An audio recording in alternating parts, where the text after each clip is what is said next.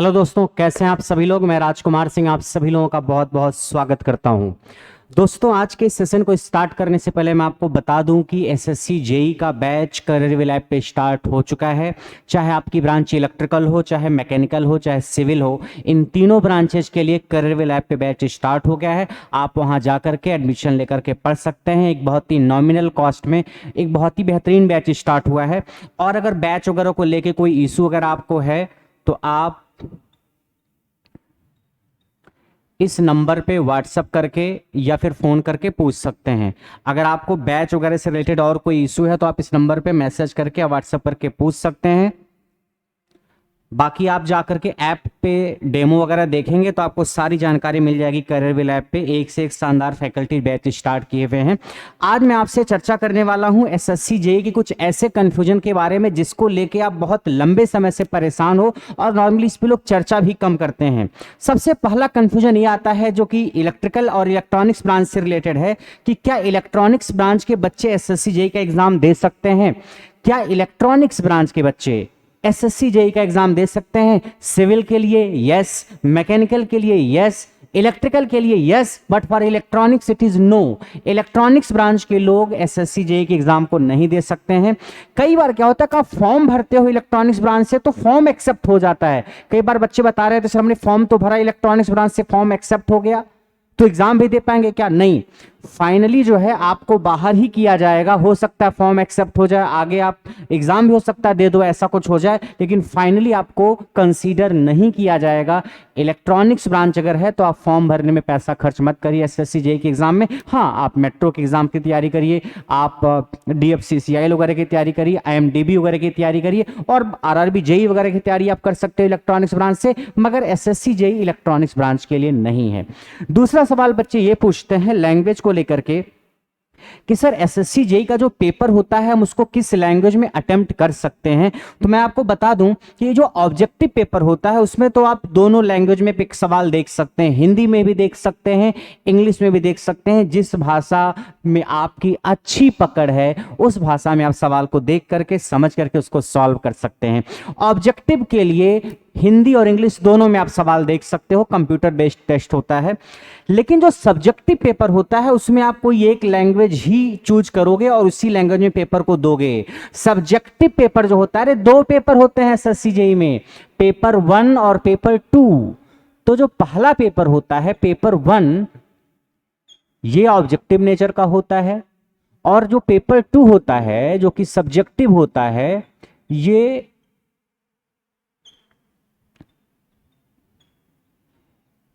इस पेपर में ऑब्जेक्टिव में तो आप हिंदी और इंग्लिश दोनों में सवालों को देख सकते हैं, दोनों में, ठीक है। और आपको आंसर टिक करना होता है, तो आंसर टिक करने में तो हिंदी और इंग्लिश का कोई मतलब नहीं है भाई। सवाल आप दोनों भाषाओं में पढ़ सकते हो, जिसमें चाहो उसमें टिक करना है तो टिक करने में क्या हिंदी में टिक करना क्या इंग्लिश में टिक करना, वो तो मैटर नहीं करता। लेकिन जब आप सब्जेक्टिव पे जाते हो तो यहां पे आपको आंसर लिखना पड़ता है, यहां पे आपको आंसर कॉपी मिलती है, पेन से लिखना पड़ता है। तो लिखने में आपकी लैंग्वेज मैटर करती है। तो आप यहां पे या तो हिंदी का यूज करेंगे लिखने में या तो इंग्लिश का। हिंदी और इंग्लिश दोनों लैंग्वेज में एक साथ आप आंसर नहीं लिख सकते। दोनों लैंग्वेज का मतलब एक सवाल हिंदी में लिख दिया, दूसरा इंग्लिश में लिख दिया, ऐसा नहीं कि अच्छा कुछ हिंदी में आ रहा है तो हिंदी में लिख दिया, कुछ इंग्लिश में लिख दिया, या एक ही सवाल में कुछ हिंदी में कुछ इंग्लिश में कर दिया। नहीं, आप पूरे पेपर को कन्वेंशनल में एक ही भाषा में अटेम्प्ट करेंगे, चाहे वो हिंदी हो चाहे वो इंग्लिश हो। यह है कन्वेंशनल के लिए। बात आ रही समझ में? तो कन्वेंशनल में आप किसी भी एक भाषा को चुन सकते हैं। बेहतर है कि आप इंग्लिश लैंग्वेज को चुनिए अगर आप थोड़े बहुत कंफर्टेबल हैं तो, क्योंकि कंटेंट भी आपको इंग्लिश में बेहतर मिल जाता है और नोट्स वगैरह भी नॉर्मली आपके इंग्लिश में होते हैं, तो बेहतर है कि आप इंग्लिश में चुनिए। लेकिन अगर आप हिंदी में स्ट्रांग हो तो आप हिंदी में अपने कन्वेंशनल को लिख सकते हो, कोई दिक्कत नहीं है। उसके अलावा पेपर 1 जो होता है ये तो ऑनलाइन होता है। पेपर 1 जो होता है दिस इज ऑनलाइन, ये ऑनलाइन होगा, कंप्यूटर बेस्ड होगा आपका। पेपर 2 जो होता है ये ऑफलाइन होता है। कैसा होता है? ऑफलाइन। ऑफलाइन मतलब आप सेंटर पे जाएंगे, आपको कॉपी मिलेगी, आपको पेन से लिखना रहेगा, जैसे आप कॉलेज में सेमेस्टर के एग्जाम में लिखते हो, कुछ इसी तरीके से पेपर 2 में आपको लिखने का मौका मिलेगा। तो पेपर 2 आपका ऑफलाइन होता है, पेपर 1 आपका ऑनलाइन होता है। पेपर 1 जो होता है ऑब्जेक्टिव, इसमें कंप्यूटर अलाउड नहीं होता है, computer not allowed, sorry computer कहां से आ गया, calculator, calculator not allowed. Objective 1 जो होता है पेपर 1, इसमें कैलकुलेटर अलाउड नहीं होता है, लेकिन जो पेपर 2 होता है इसमें आप कैलकुलेटर यूज कर सकते हैं, क्योंकि कुछ सवाल ऐसे होंगे जो लंबे होंगे, बड़े बड़े सवाल होंगे, तो आप कैलकुलेशन करने में टाइम ना बर्बाद करें, इस वजह से कैलकुलेटर अलाउड होता है। तो पेपर 2 में कैलकुलेटर अलाउड है, पेपर 1 जो कि ऑब्जेक्टिव है इसमें कैलकुलेटर अलाउड नहीं है। पेपर 1 ऑनलाइन है, पेपर 2 ऑफलाइन है, इसमें कॉपी मिलेगी, उसमें लिखना होगा, ये कंप्यूटर बेस्ड होता है।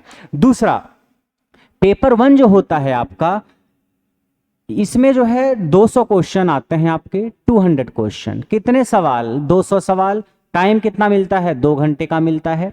200 क्वेश्चन आते हैं, 2 घंटे का टाइम मिलता है, यानी अगर आप देखोगे तो 1 क्वेश्चन 1 मार्क्स,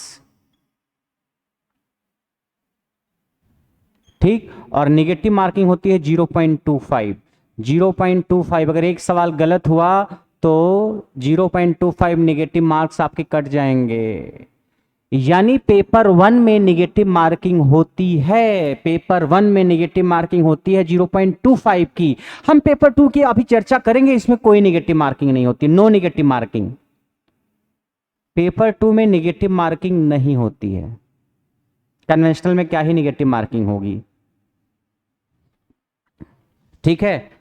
पेपर 1 में नेगेटिव मार्किंग होती है, पेपर 2 में नेगेटिव मार्किंग नहीं होती। पेपर 1 जो होता है आपका 200 क्वेश्चन का होता है, 200 क्वेश्चन में आपके 100 क्वेश्चन तो टेक्निकल के होते हैं, इसमें 100 क्वेश्चन किसके होते हैं, टेक्निकल के, और 100 क्वेश्चन जो होते हैं नॉन टेक के होते हैं।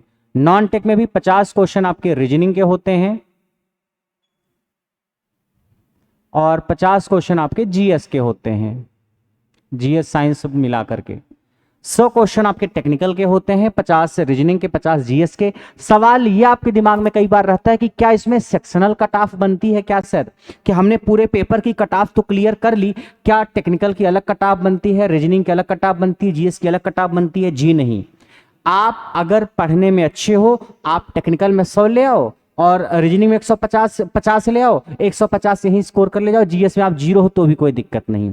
अगर आप टेक्निकल में 100 लेके आ गए, रीजनिंग में 50 में 50 लेके आ गए, 150 यहीं हो गया। जीएस में अगर आप 0 भी हो तो 150 नंबर पे क्वालिफाई करने के चांस तो हैं।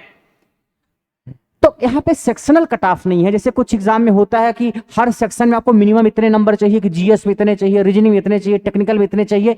एसएससी जेईई के पेपर 1 में ऐसा कुछ भी नहीं है, हर सेक्शन की कोई मिनिमम कट ऑफ जैसा कुछ भी नहीं है। ओवरऑल कट ऑफ बनेगी आपकी, ओवरऑल कट ऑफ बनेगी। मान लीजिए 150 कट ऑफ बनी तो 150 अगर आप स्कोर कर रहे हो तो आप क्वालिफाई हो। किस सेक्शन से कितने नंबर आ रहे हैं वो मैटर नहीं करता। So there is no sectional cut off in paper 1। बात आई समझ में? नेगेटिव मार्किंग यहां पे होती है 0.25, इसमें नेगेटिव मार्किंग नहीं होती है। ये तो आपको पता है 200 क्वेश्चन आते हैं, हर टीचर बताता है, हर वीडियो में मिलता है। इसमें कितने क्वेश्चन आते हैं पेपर 2 में? हाँ, एक चीज और, ये जो नॉन टेक की कहानी है केवल पेपर 1 में है। ये जीएस रीजनिंग जो बार बार परेशान करता है आपको, जीएस में तो आपका डब्बा गोल है मुझे पता है, वो ना तो जीएस और ना तो रीजनिंग इसमें कहीं नहीं मिलेगी। यानी paper 2 is completely technical. Paper 2 जो है इट इज कंप्लीटली टेक्निकल, इसमें कोई नॉन टेक नहीं, no non tech. The non tech is not present, non tech is not present here. Non tech आपको नॉनसेंस लगती है ना, नॉन टेक नॉनसेंस लगती है तो है ही नहीं है। बट पेपर 2 तक पहुंचोगे तब तो। पेपर 2 तक पहुंचने के लिए पेपर 1 की कट ऑफ क्लियर करनी पड़ेगी आपको। तो अगर आप पेपर 1 को क्लियर करके पेपर 2 में जाते हो और आपका टेक्निकल अच्छा है तो काफी चांसेस हैं कि आप इस एग्जाम को क्रैक कर सकते हैं। मगर 90% लोग पेपर 1 में ही धराशायी हो जाते हैं, और धराशायी इसलिए नहीं होते क्योंकि उनका टेक्निकल नहीं तैयार होता है। टेक्निकल में वो ठीक ठाक होते हैं, एसएससी जेईई का पेपर बहुत टफ आता भी नहीं टेक्निकल का, मगर धराशायी जीएस के पार्ट में हो जाते हैं। तो अगर आप पेपर 1 को किसी तरीके से नॉन टेक को पढ़ के और टेक्निकल को पढ़ के क्रॉस कर जाते हैं तो पेपर 2 जो होता है उसमें कोई नॉन टेक नहीं होती है, means paper 2 is completely technical. अब पेपर 2 में कितने सवाल आते हैं? पेपर 2 में जो होता है टोटल 6 सेक्शन होते हैं, जिसमें से आपको 5 सेक्शन करने होते हैं। पेपर 2 की बात करूं मैं कन्वेंशनल की, तो टोटल 6 सेक्शन होते हैं, आपको 5 सेक्शन करने होते हैं। एक सेक्शन आपका होता है 60 मार्क्स का, यानी आपके टोटल 300 मार्क्स। टोटल मार्क्स कितने होते हैं? 300, और टोटल टाइम 2 आवर, यानी सिर्फ 2 घंटे का टाइम मिलेगा आपको। उसी 2 घंटे में आपको 300 नंबर को पाने की कोशिश करनी है। तो 5 सेक्शन आपको अटेम्प्ट करने होते, टोटल 6 हैं, 6 में से 5 सेक्शन आपको अटेम्प्ट करने होते हैं, और एक सेक्शन 60 मार्क्स का होता है। इसका मतलब यह है कि एक सेक्शन के अंदर कई सारे क्वेश्चन होते हैं। भाई एक क्वेश्चन, एक सेक्शन 60 नंबर का अगर है तो अब एक ही सवाल तो 60 नंबर का होगा नहीं, उसमें कुछ सवाल हो सकता है 10 नंबर का हो, कोई 15 नंबर का, कोई 5 नंबर का, डिपेंड करता है सवाल कितना बड़ा है। तो एक सेक्शन के अंदर कई सारे सवाल होते हैं, कई सारे सवालों से मिला के एक सेक्शन बनता है। ऐसे आपको 5 सेक्शन करने होते हैं, टोटल 6 होते हैं। तो 5 सेक्शन अगर करने हैं 6 में से, 60 मार्क्स का एक सेक्शन है, तो 60 गुणे 5 टोटल 300 मार्क्स हो गया, और आपका टाइम है 2 घंटे। 2 घंटे का टाइम, 300 मार्क्स। कैलकुलेटर अलाउड है, कॉपी पे लिखना है, कोई निगेटिव मार्किंग इसमें नहीं होती लिखने में। मान लीजिए कोई सवाल है, उसमें निगेटिव मार्किंग नहीं होती कि आपने सवाल पूछा गया और आपने शायरी लिख दी राहत इंदौरी की, या कोई कविता आपने लिख दी, या लव स्टोरी आपने लिख दी, तो कोई निगेटिव मार्किंग नहीं है इसमें। ठीक है, अगर आपने सवाल गलत कर दिया तो उसके नंबर नहीं मिलेंगे, सही किया तो नंबर मिलेंगे। एक चीज आपको याद रखनी है कि कोई नेगेटिव मार्किंग नहीं होती है। दूसरा सवाल बच्चों के दिमाग में यह रहता है कि पेपर 1 जब होता है ऑब्जेक्टिव, तो जब रिजल्ट आता है तो आप उसकी कट ऑफ क्लियर करते हो तो आपको मेंस में बैठने का मौका मिलता है। यानी पेपर 1 की तो कट ऑफ बनती है ऑब्जेक्टिव वाले की, सब्जेक्टिव की अलग से कोई कट ऑफ नहीं बनती है। यानी जैसे पेपर 1 आपने दिया, पेपर 1 में मान लीजिए 150 नंबर की कट ऑफ गई, 150 नंबर, और आपके नंबर है कितने? आपके नंबर है 155, मान लीजिए कट ऑफ गई पेपर 1 में 150, आपके नंबर है 155। और जब कट ऑफ आपने क्लियर कर लिया, आप मेंस में बैठ रहे हो, मेंस का पेपर देने के बाद, यानी पेपर 2 देने के बाद जब रिजल्ट आएगा तो उसमें नहीं रहेगा अच्छा पेपर 2 में आप इतने नंबर स्कोर किए हो, आपने पेपर 2 की कट ऑफ क्लियर कर ली है। नहीं, पेपर 2 देने के बाद आपकी पेपर 1 और 2 दोनों की कंबाइंड कट ऑफ बनती है। पेपर 2 की अलग से कोई कट ऑफ नहीं बनती, पेपर 1 की अलग से कट ऑफ बनती है। जो इसको क्लियर करता हो मेंस में बैठता है, और मेंस का पेपर देने के बाद अब आपने जो मेंस में नंबर स्कोर किया और प्री के जो नंबर हैं दोनों मिला करके आपकी कट ऑफ बनेगी। यानी कट ऑफ फाइनली जब बनती है वो ऑब्जेक्टिव और सब्जेक्टिव दोनों के नंबर को जोड़ने के बाद बनती है, दोनों की कंबाइंड कट ऑफ बनती है, कन्वेंशनल के अलग से कोई कट ऑफ नहीं बनती है। तो अगर आपके नंबर ऑब्जेक्टिव में अच्छे हैं तो कन्वेंशनल थोड़ा कम भी आप करते हो तो सेलेक्ट हो जाते हो आप। या कई बार जो बच्चा ऑब्जेक्टिव में बिल्कुल बाउंड्री पे रहता है कि कट ऑफ 150 गई, 185 क्रॉस किया है, 185 पाया है मैंने, उस केस में आप कन्वेंशनल में अगर काफी अच्छा कर देते हो तो भी आप सिलेक्ट हो जाओगे। तो ये एक ऐसा एग्जाम है एसएससीजे कि आप अगर प्री पे आप बाउंड्री पे भी हो और कन्वेंशनल में आप अच्छे हो टेक्निकल में, तो आप टेक्निकल में बेहतर करके अपने सिलेक्शन को एश्योर कर सकते हो, क्योंकि यहां पे 4, 6, 10 नंबर आप आसानी से बढ़ा लोगे अगर आपका यहां पे लग रहा नंबर कम है तो आपको यह पता होना चाहिए पेपर 1 की कट ऑफ अलग से बनती है, और जब पेपर 2 हो जाता है तब पेपर 1 और 2 दोनों की मिला के कंबाइंड कट ऑफ बनती है। उस कंबाइंड कट ऑफ के बेसिस पे आपको सेलेक्ट किया जाता है और डिपार्टमेंट अलॉट किए जाते हैं। तो याद रहेगा आपको, कोई दिक्कत इसमें? ये मेन चीजें मैंने डिस्कस कर दी, कुछ चीजें और हैं जो आप बार बार पूछते रहते हो, कंफ्यूज होते रहते हो, उसकी चर्चा भी मैं कर देता हूं।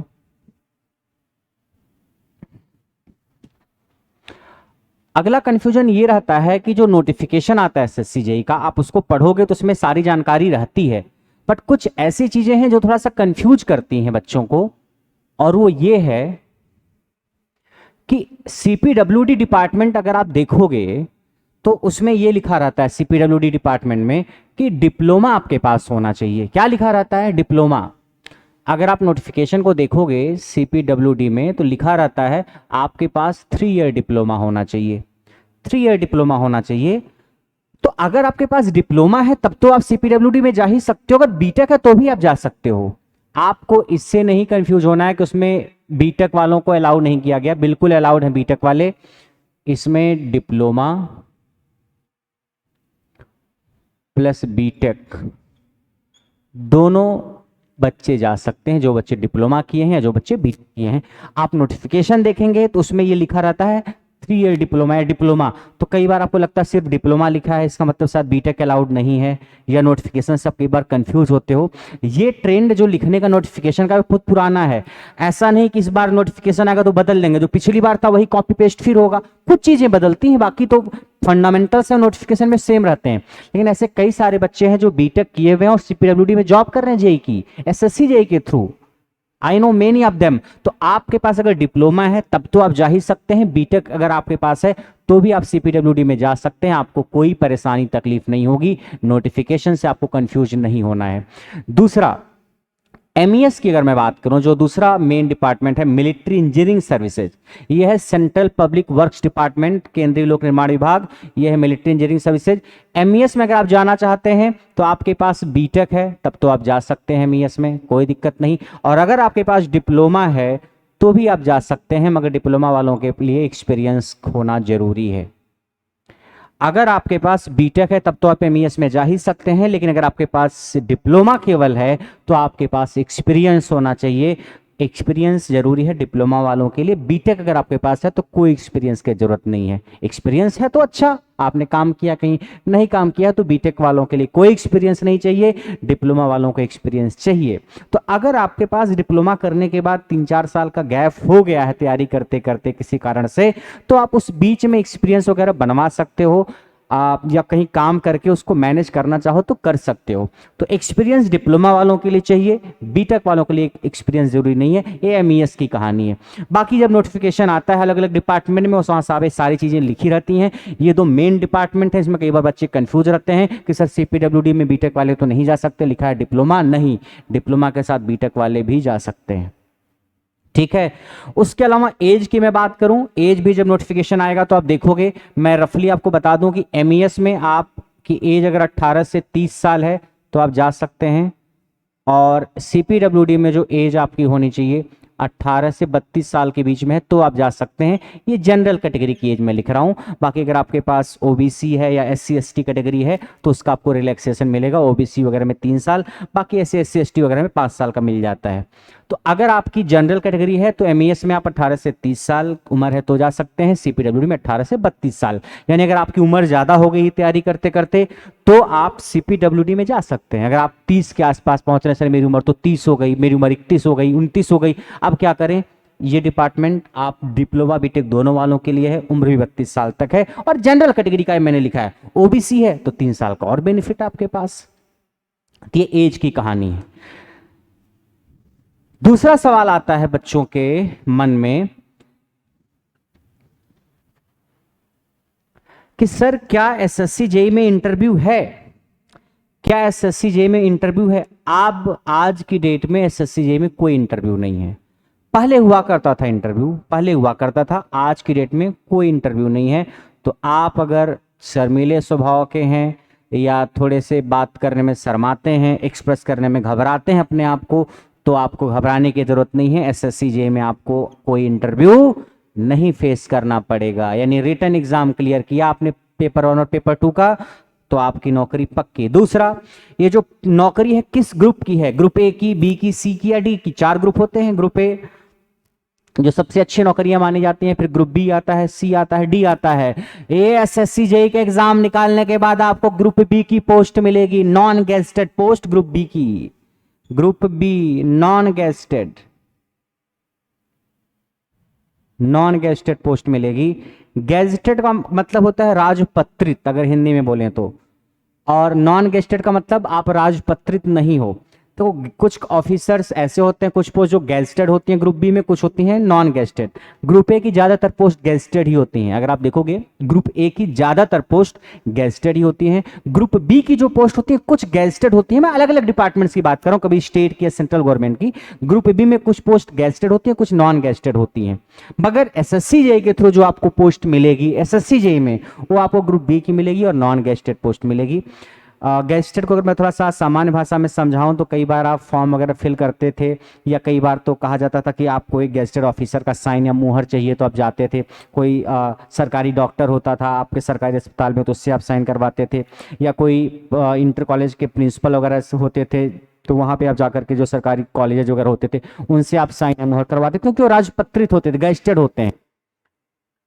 तो याद रखना आपको ग्रुप बी की पोस्ट नॉन गेस्टेड। तो अगर आप नॉन गेस्टेड से गेस्टेड जाना चाहते हो तो आपको इसी डिपार्टमेंट में जाना है, उसके लिए आपको यूपीएससी इंजीनियरिंग सर्विसेज का एग्जाम देना पड़ेगा। इंजीनियरिंग सर्विसेज का एग्जाम ईएससी जिसको बोलते हैं, या पहले आईईएस बोलते थे, इंडियन इंजीनियरिंग सर्विसेज, उस एग्जाम को अगर आप देते हो तो आप एमईएस में सीपीडब्ल्यूडी में जा सकते हो, क्लास सी ऑफिसर की पोस्ट पे, गेस्टेड ऑफिसर की पोस्ट पे, या आपका जब प्रमोशन होगा तो आप प्रमोट हो जाओगे अगली पोस्ट पे, तो आपको गेस्टेड पोस्ट पे मिलनी शुरू हो जाती हैं। तो आपका जब प्रमोशन होगा, जब भी हो 6 7 8 साल 10 साल बाद जब भी, तो आपके लिए वो रास्ता खुला हुआ है। तो आपको निराश नहीं होना है कि हम तो नॉन गेस्टेड ही रह गए सर, हमको साइन करना है, उस पर हमें मुहर मारनी है, लोग हमारे पास आए, तो सपना आपका पूरा होगा। तो ग्रुप बी की पोस्ट है, नॉन गेस्टेड पोस्ट है, बाकी ग्रेड पे 4200 की है।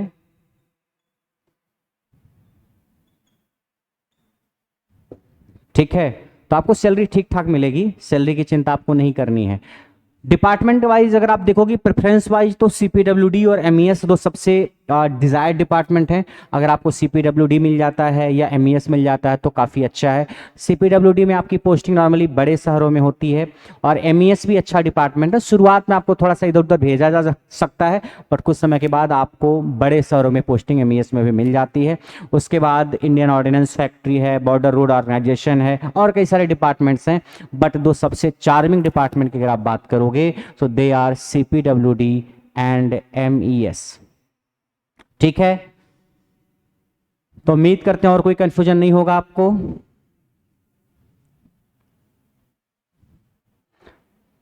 अगला सवाल ये आता है कि सर ये नौकरी हमको एक बार मिल गई तो क्या जीवन भर रहेगी या जा भी सकती है? देखो, आप जब नौकरी पाते हो, आपका फाइनल सिलेक्शन होता है, तो आपको 2 साल के प्रोबेशन पीरियड पे रखा जाता है। 2 साल के, 2 साल का आपका प्रोबेशन पीरियड होगा। उस पीरियड में आपकी परफॉर्मेंस को इवेलुएट किया जाता है, आप कैसा काम करते हो, क्या आप एग्जाम तो क्वालिफाई करके आ गए हो, एक्चुअली आप उस पोस्ट के लायक हो कि नहीं लायक हो, कि एग्जाम क्रैक कर लिया तो आपने अपना नाम जो है पत्थर की शिला की तरह लिखवा लिया कि नहीं अब तो हम नौकरी करेंगे ही। 2 साल आपके काम को देखा जाता है, एनालिसिस की जाती है, उसके बाद आपको परमानेंट कर दिया जाता है। अब ऐसा नहीं कि प्रोबेशन पीरियड में आपको सैलरी नहीं मिलेगी, फैसिलिटी नहीं मिलेगी, वो सारी सुख सुविधाएं, सारी फैसिलिटी आपको मिलेंगी प्रोबेशन पीरियड में ज्वाइनिंग मिलने के बाद। आपको कोई घबराने की जरूरत नहीं है। बस ये है, प्रोबेशन पीरियड में थोड़ा सा आपको नौकरी से निकालना कंपैरेटिवली आसान हो जाता है। अगर आप 2 साल बाद परमानेंट हो गए तो आपको नौकरी से निकालना गवर्नमेंट के लिए मुश्किल हो जाता है। अगर आपके पास कोई सीरियस चार्ज लग गया, करप्शन का कुछ ऐसा हुआ, तभी आपको निकाला जा सकता है, अदरवाइज निकालना मुश्किल है। प्रोबेशन में भी निकालना मुश्किल है, बट थोड़ा सा कंपैरेटिवली आसान है।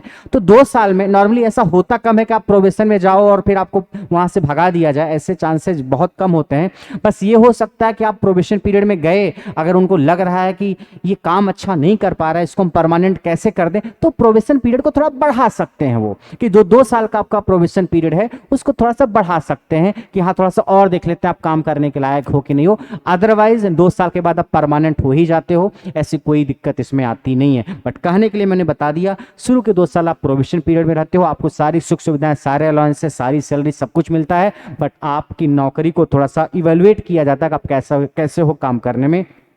और 2 साल के बाद आप परमानेंट हो जाओगे तो फिर आप सरकारी बाबू बन जाओगे। ठीक है, तो आपको ये पता होना चाहिए कि 2 साल तक थोड़ा सा आपको संयम बरतना है, थोड़ा सा भावुक नहीं हो जाना। कई बार चिंटू नौकरी पाते ही भावुक हो जाता है, इधर उधर हाथ पैर चलाने लगता है, तो थोड़ा सा आपको धीरज रखने की जरूरत है। तो नौकरी काफ़ी अच्छी है। अगर आप जेई की नौकरियों की बात करोगे तो सेंट्रल गवर्नमेंट की नौकरी है। अगर आप एमईएस वगैरह में जाते हो तो डिफेंस डिपार्टमेंट में जाओगे तो अलग ही आपको रिस्पेक्ट मिलती है, चाहे बीआरओ में जाओ आप, चाहे एमईएस में जाओ। बट बीआरओ में थोड़ा सा पोस्टिंग रिमोट इलाके में हो जाती है, तो वो थोड़ा सा कई बार खटकता है बच्चों को कि सर हम ही दिखते हैं, बबली दिखती ही नहीं है बीआरओ में। तो और एमईएस में क्या है कि आपकी पोस्टिंग ठीक ठाक जगहों पे रहती है। मिनिस्ट्री ऑफ डिफेंस के अंतर्गत आप आते हो, कई सारी फैसिलिटी डिफेंस डिपार्टमेंट में जो मिलती हैं वो सारी फैसिलिटीज़ भी आपको मिलेंगी। तो डिपार्टमेंट ये सब सारे अच्छे हैं एसएससी जेई के। सेंट्रल गवर्नमेंट की नौकरी है, ग्रुप बी की नौकरी है। तो अगर आप एसएससी जेई के थ्रू, चाहे सिविल ब्रांच है, चाहे मैकेनिकल ब्रांच है, चाहे इलेक्ट्रिकल ब्रांच है, देखो एसएससी जेई में सबसे ज़्यादा सीटें सिविल ब्रांच की आती हैं। उसके बाद इलेक्ट्रिकल मैकेनिकल की सीटें थोड़ी सी कंपेरेटिवली कम आती हैं। लेकिन एक ऐसी वैकेंसी है एसएससी जेई कि इसका एग्जाम लगभग हर साल हो ही जाता है। इस वजह से आपको इस एग्जाम की तैयारी करनी चाहिए। आपका सिलेक्शन नहीं भी हो पाता है तो क्या हुआ, आप इस एग्जाम की तैयारी के बेसिस पे और दूसरे एग्जाम तो दे सकते हो। कि आपको लग रहा है सर हमारी सीट तो 100 ही है, हमारी सीट तो 200 ही है। अरे 200 सीट बहुत है आपको अपने आप को चेक करने के लिए आपकी तैयारी कैसी है। आप इस तैयारी को करोगे, साथ साथ आरआरबी जेई का एग्जाम देना, मेट्रो का एग्जाम देना, अपने स्टेट का एग्जाम देना, यूपीपीसीएल यूपीआरएमएल में वैकेंसी आती है उसका एग्जाम देना। लेकिन एसएससी जेई की भी आपको तैयारी करनी चाहिए क्योंकि एक मेन एग्जाम है। और इसमें सब्जेक्ट इलेक्ट्रिकल की मैं बात करूं तो 5 ही 6 सब्जेक्ट आते हैं। बाकी सिविल और मैकेनिकल में सब्जेक्ट की संख्या तो लगभग सारे एग्जाम में जितनी होती उतनी ही है। इलेक्ट्रिकल में तो ऐसे सब्जेक्ट पढ़ाए 14 15 12 जाते हैं। लेकिन एसएससी जेई की बात की जाए तो 6-7 सब्जेक्ट ही एसएससी जेई में इलेक्ट्रिकल ब्रांच में आते हैं। बाकी यूपीपीसीएल जेई में तो 12 15 17 सब्जेक्ट आने लगे हैं। डीएमआरसी में भी सारे सब्जेक्ट आते हैं। तो सिविल ब्रांच के बच्चों के लिए एसएससी जेई एक बेहतरीन मौका है। इलेक्ट्रिकल और मैकेनिकल वाले भी अपने आप को पीछे नहीं करेंगे कि सर सीटें कम होती हैं, कट ऑफ ज्यादा चली जाती है। कट ऑफ से डरोगे तो फिर पेपर नहीं दे पाओगे आप अच्छे से। आपको डरना नहीं बहुत ज्यादा, आप तैयारी सीरियसली करिए। एग्जाम में सिलेक्शन होता है तो ठीक, नहीं होता है तो और भी दूसरे मौके आपको मिलते हैं। आरआरबी जेई मिलता है, मेट्रो मिलता है, स्टेट में वैकेंसी आती है, यूपी ट्रिपल एस में वैकेंसी आती है, कभी राजस्थान में आ जाती है। लेकिन सिविल ब्रांच की नौकरी एक तरीके से बहुत शानदार नौकरी है और बहुत ही प्रतिष्ठित नौकरी है सेंट्रल गवर्नमेंट की। ठीक है, तो आज की चर्चा को मैं यहीं पे समाप्त करता हूं। उम्मीद करता हूं कि जो डाउट्स आपके मन में रहा होगा वो डाउट मैं क्लियर कर पाया हूंगा। उसके अलावा आपके जेई का बैच करियर लैब पे चल रहा है, सिविल मैकेनिकल इलेक्ट्रिकल तीनों ब्रांच के लिए। आप अगर उसको ज्वाइन करना चाहें तो करियर लैब पे जाके ज्वाइन कर सकते हैं। वहां पे डेमो वीडियोस भी पड़ी हुई है तीनों ब्रांचेस की, उस डेमो वीडियो को भी आप देख सकते हैं। जेई एग्जाम के सेक्शन में आप जाएंगे तो वहां पे जेई के बैचेज आपको दिख जाएंगे। ठीक है, तो आज कहानी इतनी ही, बाकी नेक्स्ट क्लास में। Thank you so much everyone, thank you so much.